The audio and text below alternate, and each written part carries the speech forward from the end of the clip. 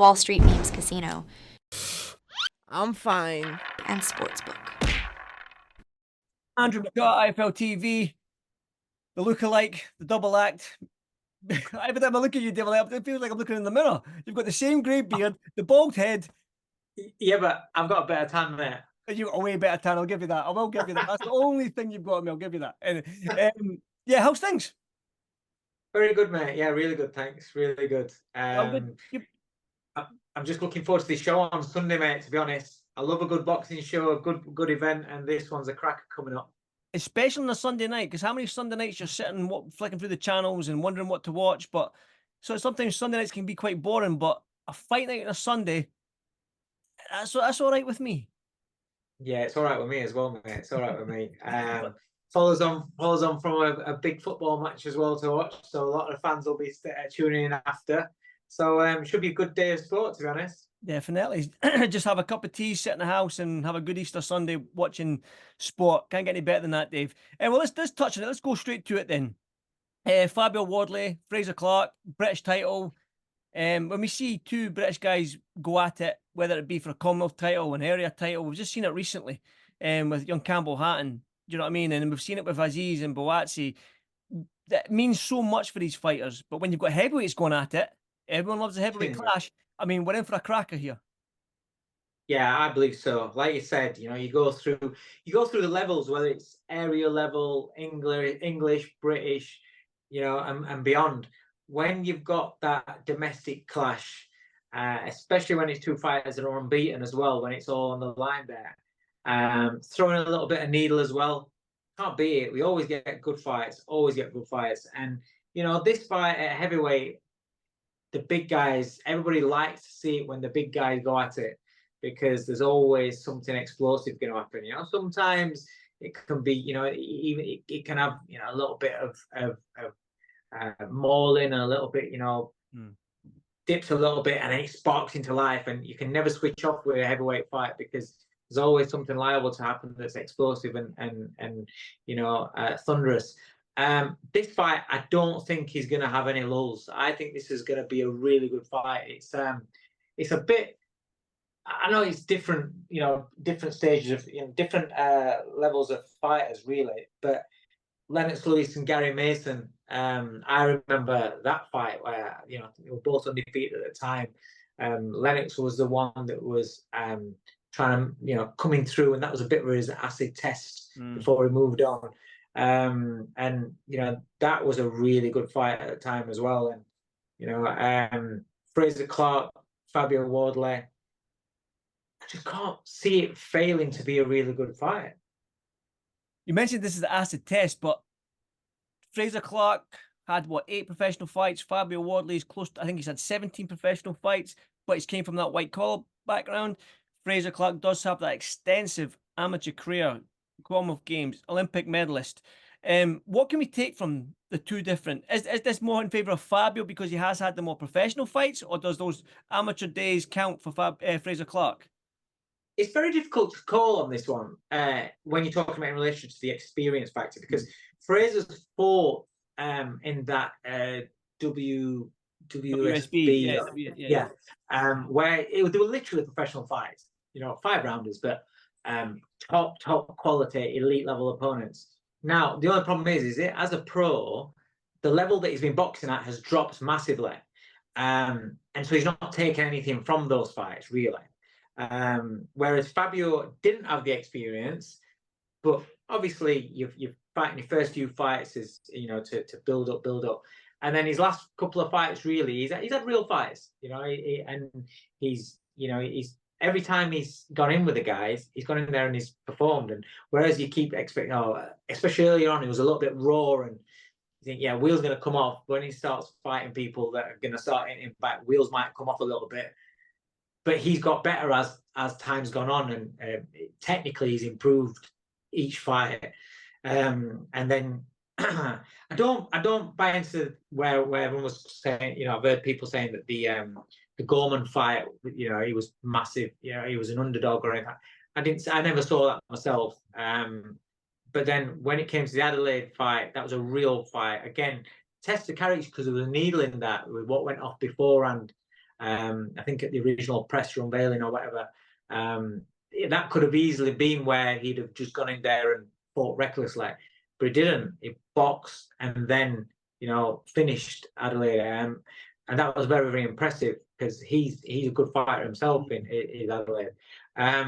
So that kind of, you've got to say, on the professional side of things, obviously, Fabio Wardley's looked more impressive, and he's had a couple of real fights, a real, character test, if nothing, Gorman and Adelaide. He's fought. I know he was well past his sell-by date, but did he fight Molina as well? Yeah, that was years ago. That was a good few years ago. Yeah. But at the time when he said, because of the experience levels, people saying, "Oh, I know Molina wasn't," and I think Molina caught him and rattled him a little bit, and he came back and finished him straight away. Fabio seems to be one of those where mentally he is very strong, and even when he gets caught, he's very, very dangerous when he comes, when he gets caught and get rattled. I'm not saying he gets hurt, but when he gets rattled a little bit, he comes straight back. And he's ticked all the boxes as he's gone along. So on the professional side, you've got to say what we've seen. Then Wardley has been more impressive. Frazer, I'd say through, he's had bad luck with injury. Then the opponents that they've had him have not done anything for him. So, but that doesn't take away what his potential could be. His potential, ability-wise, his amateur career and what he's done in the amateur game at the top level, the experience that he's had being in there with very good fighters, elite level fighters throughout his amateur career and pro career, the guys that he's sparring.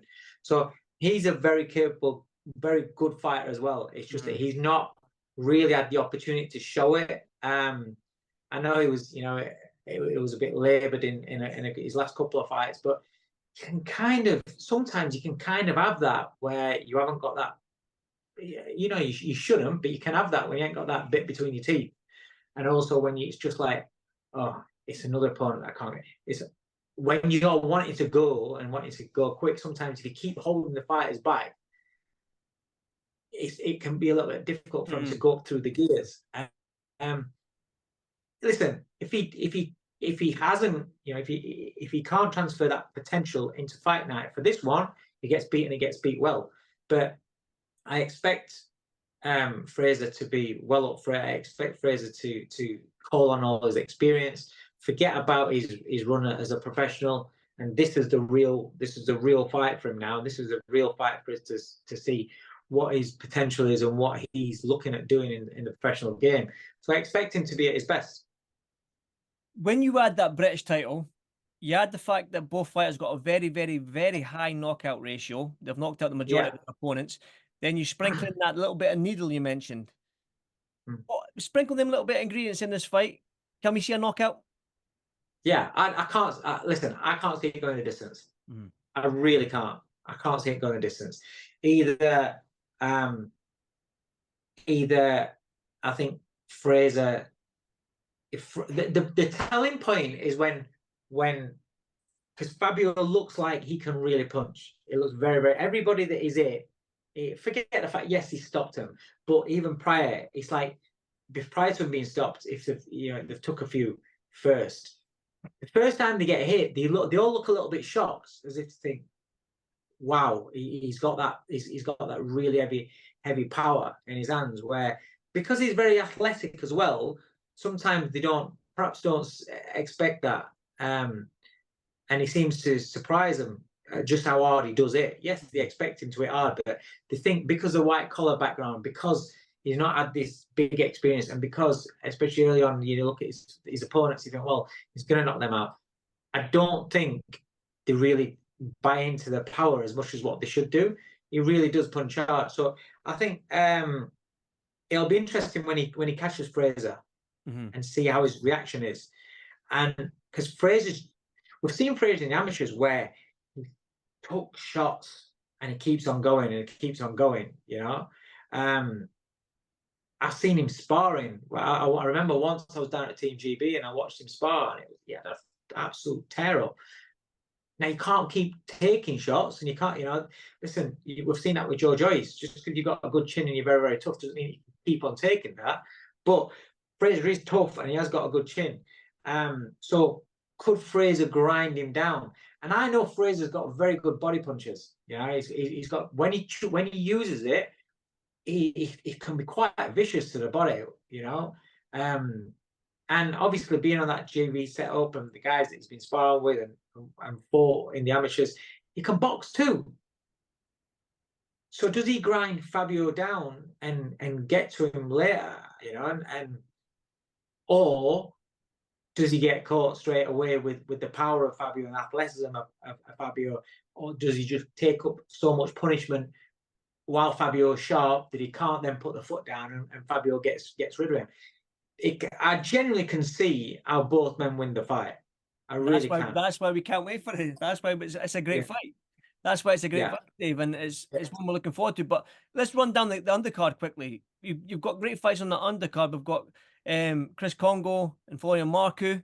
I'll get your thoughts on that. We'll just quickly run through them all. We've got Mikhail Lawal, Vidal Riley defending his English title. Then we've got Ben Whittaker on the card as well. We'll just start quick with Marku and Chris Congo at welterweight. What a fight that is as well. Good fight, really good fight. Marku, he's a character. He's funny. He's a character.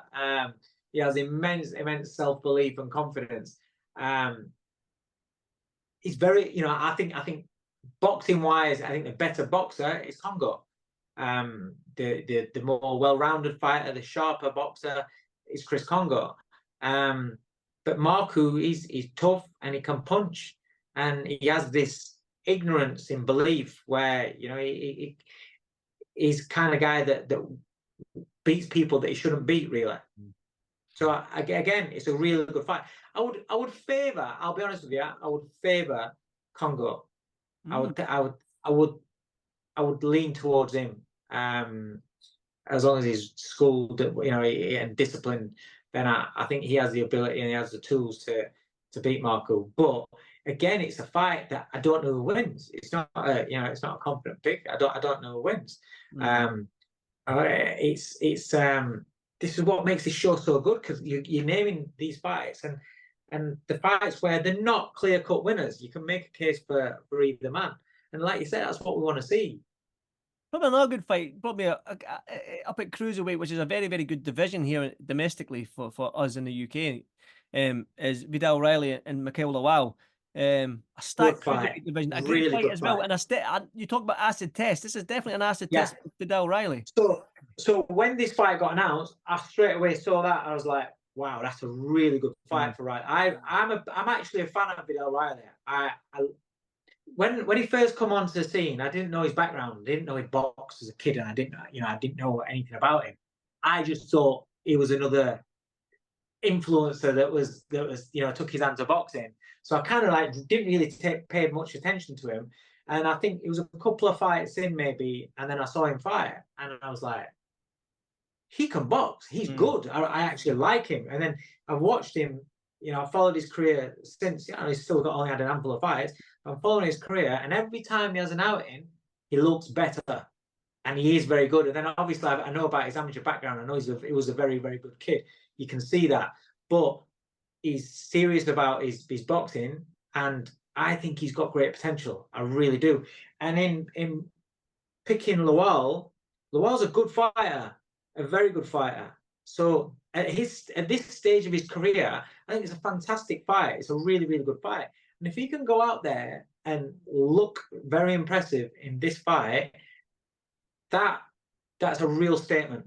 Because the first point of call, whether he looks very impressive or not, considering his experience in the pros, if he goes out there and just beats Lawal, and has sticky moments, don't look too great, but gets the win against Lawal, that's still a good result.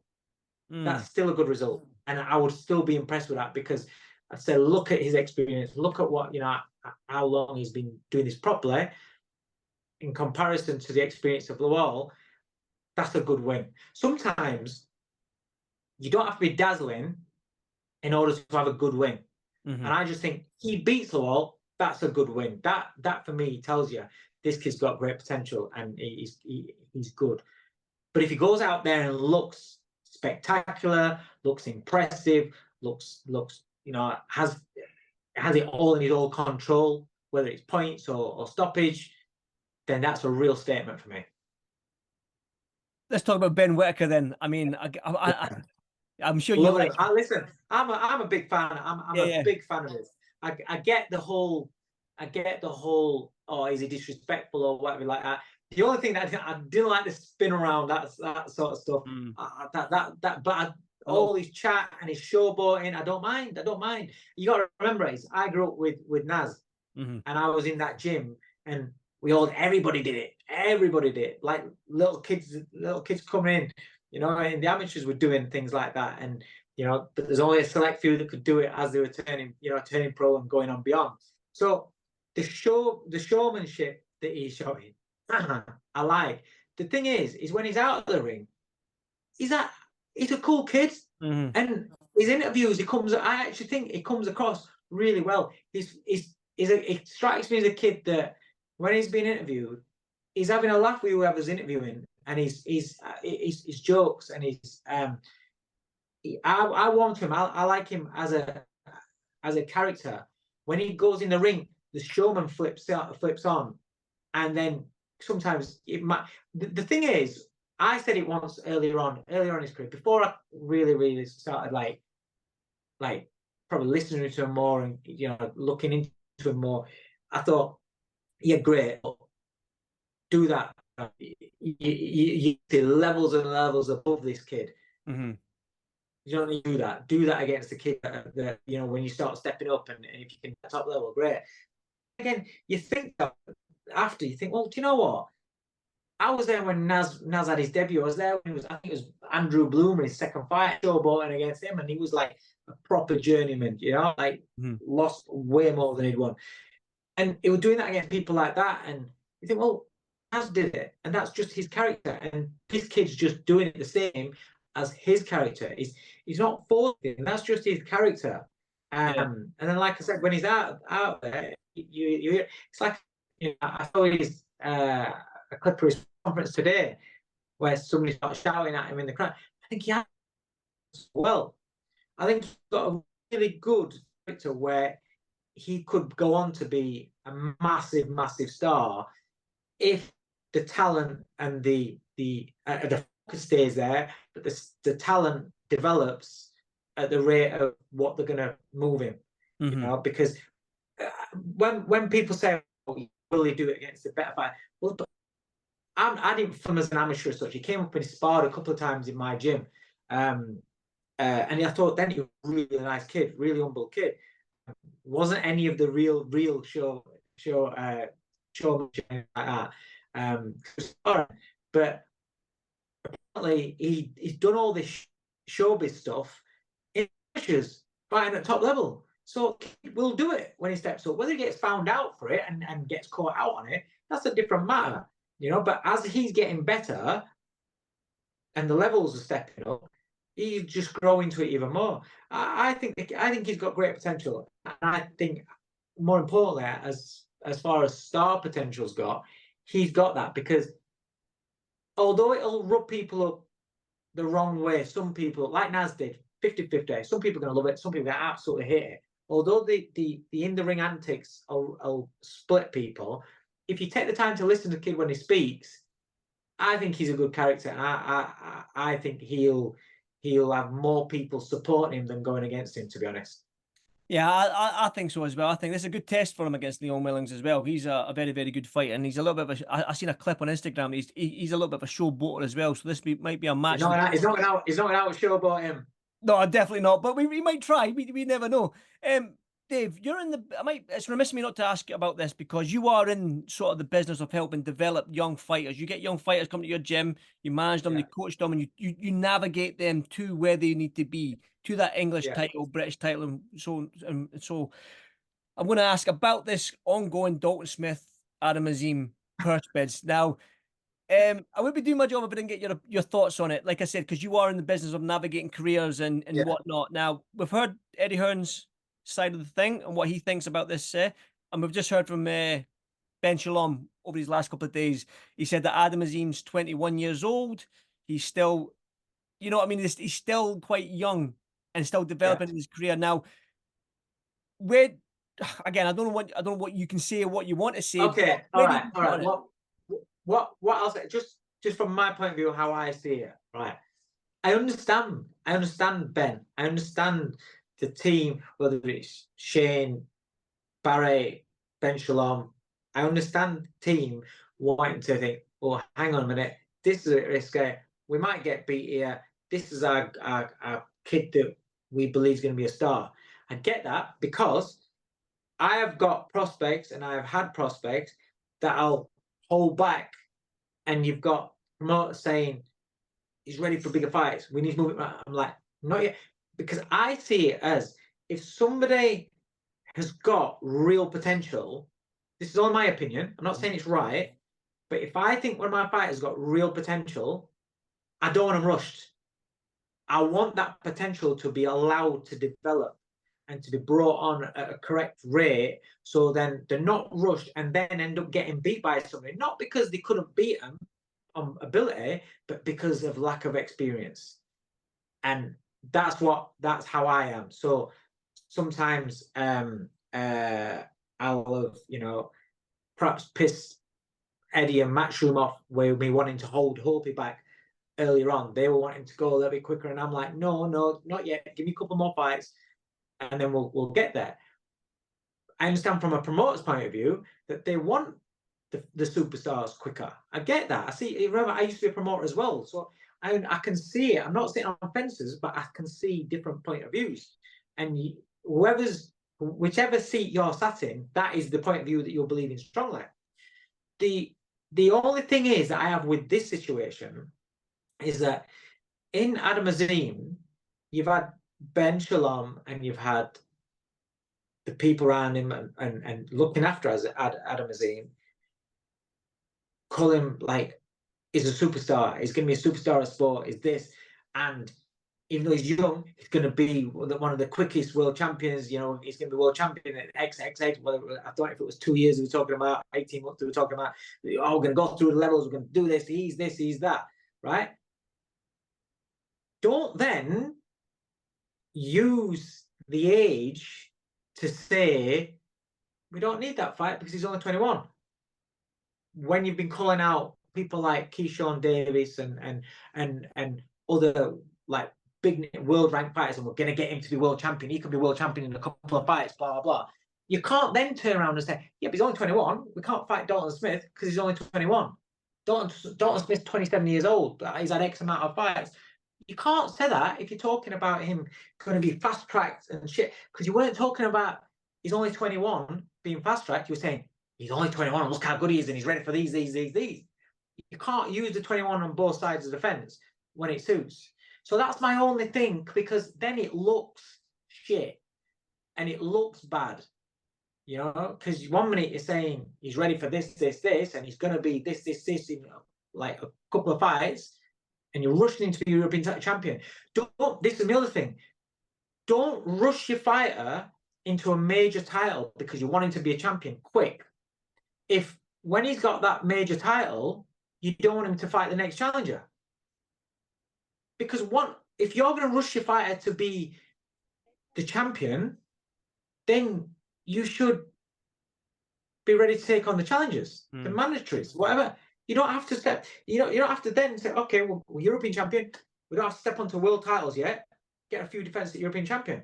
But if you're going to rush into the European champion, a fantastic achievement, got there so quick, but he's there now. Then by then pulling him out because of his mandatory, because it's a 27-year-old man, well, mate, you shouldn't have rushed him to be European champion, because obviously he's not ready to be European champion. Because a champion is ready to take on his challengers. Do you understand? Yeah. So that's my only thing is that this is where I again, it's only my opinion. This is where I think sometimes promoters, in the quest of creating a superstar quick because they need to or they want to, sometimes it's kind of like, that's why you don't rush them. forget about the European title.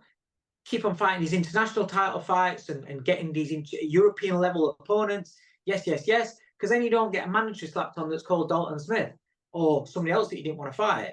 If there's somebody else that you don't want to fight because it's too risky, or we don't need it yet, and a couple more fights. And then you don't get that. You can still get the European level fights, bringing this guy or that guy, but you're in a rush to create a champion, a major champion so quick that then the consequences are then if you then don't fight the challenger, the mandatory challenger, though what kind of champion are you? You shouldn't have been champion in the first place, you know? So that's where I think it's not a good look. That brings me on nicely to your prospects. But I understand because he's only 21. I understand because he's only 21. I understand because I don't think right now he is ready to fight Dalton Smith. Don't get me wrong, it's a great fight, but I think Dalton wins. It's a great fight. Adam could win because he can punch really, really hard and he's very, very long and sharp. So he could win, but there's that jeopardy then. And if you're not willing to risk your prospect at that point, you shouldn't have rushed him to become European champion. That's a major title. That's what these international titles are for. Get them international titles so they can get the experience, bring in some international opposition, be it European level, be it South American, whatever. There, the minute you start, right, let's get a European title, you're in the big boys league, and then if you're not going to defend it because it's a bit of a tricky opponent, well, shouldn't have been champion in the first place. Yeah, well, that's what I'm saying. It's a sticky situation, and that's why I would get your thoughts on it, because you are in that process of, well, you are in the business, sorry, of bringing in young fighters, and that brings me on nicely to your young fighters then. I've seen that Stephen Cairns has got a fight lined up down at the York Hall. Hopi Price is back from injury, I believe. He's back hitting and punching. You've got Dan Toward there, who's a young prospect who looks very, very sharp and very, very good. So the floor is yours. Tell me what's happening. Yeah. So over the moon that Hope is back mobile again. So the operation he had on his hand was the one where they take the bone from the hip. So he's literally been walking like an old man for the last 6 weeks. And then last week he came in, started doing some mobility and some stretches on it. Started taking some steps in the gym. And then this week, 7.5 weeks post-op. And it's been great to see him back in the gym, being able to do his footwork, being able to get mobile again. And then yesterday, for the first time, we did a little bit of. It's just one-handed. He still can't use his left hand, but at least he could start back punching again. So he's happier. Do you know what? I'm really proud of the kid because he's been out so long. He's been immobile, and he hasn't ballooned up in weight. He's still slim in the face. He looks really, really well. He's looked after himself, and he's been really, really obsessed with giving himself the best chance of recovering quickly by looking after his body, and making sure that when he does come back, he hasn't got to spend 5-6 weeks getting his weight down and stuff. He's been really, really professional. I'm dead proud of him over that. So it's been a great vibe having him back in the gym, and we just feel like at least the ball's rolling again for him now. So because it has been frustrating for him. He's mandatory for the British title, and then for that to for him to need the operation, been a nightmare. But yeah, that's a positive. Over the moon, Stephen Cairns gets to make his debut for Queensbury and Frank Warren at York Hall, the iconic York Hall. So I'm excited about that. He's part of that previous conversation we had. He's got so much potential and he's improving so much. And taking him to America a couple of times now. He's been out to Saudi to soak up that atmosphere there, and taking him around the gyms and the sparring that he's been getting has been fantastic. Jack Carroll has been a diamond. The experience that he's getting off of Jack. That was the second time he's sparred with him this week. It's just been brilliant, and I just want to develop him. And speaking with George Warren, he's on the same page as me. Where he's going to allow for that development, keep him active, and just spend this next year just developing him, because he's got real potential, and he's going to be an outstanding fighter. He's only 21 years old, so now this is going to be a great stage of his career moving forward now. Hope his brother Ellis Price is Yeah. just has just got his license, so we're just sorting out his promotional situation. Going to be a real talent. He's only 20. Completely different style to Hope. Bit of a throwback. You watch him, you know, the little things that we're doing, and he's a bit of an old school fighter. I think you're going to enjoy seeing his development. Clever kid. Good fighter, good fighter. I'm excited. He's as well. He's just adapted to the program so well. Rounds under his belt, doesn't get flustered. Paces it so well. He can go up and down in gears. Taking him out to America sparring, handled that really well in all the gyms out in America. So yeah, he's another one that I'm really, really excited about. And then of course, we've got Dan Howard, who's a very, very good prospect. Very, you know, very, very talented. A bit of a showman as well. You know, when he gets in that, it's so funny because he's different out of the ring, and then when you get him in the ring, this showman comes alive, and he'll do a lot of unorthodox things. He's a fun fighter to watch. But he's always, you know, he's always looking out for the knockout.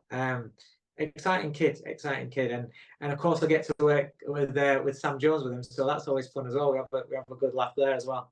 Oh, it's always fun with Sam Jones. I just done an interview with Billy earlier today, and Billy Nelson, yeah, he shared some thoughts on Sam Jones. All fun and games, all fun and games. But I think everyone's either I think everyone loves Sam Jones to some extent, even if they hate him, they still love him.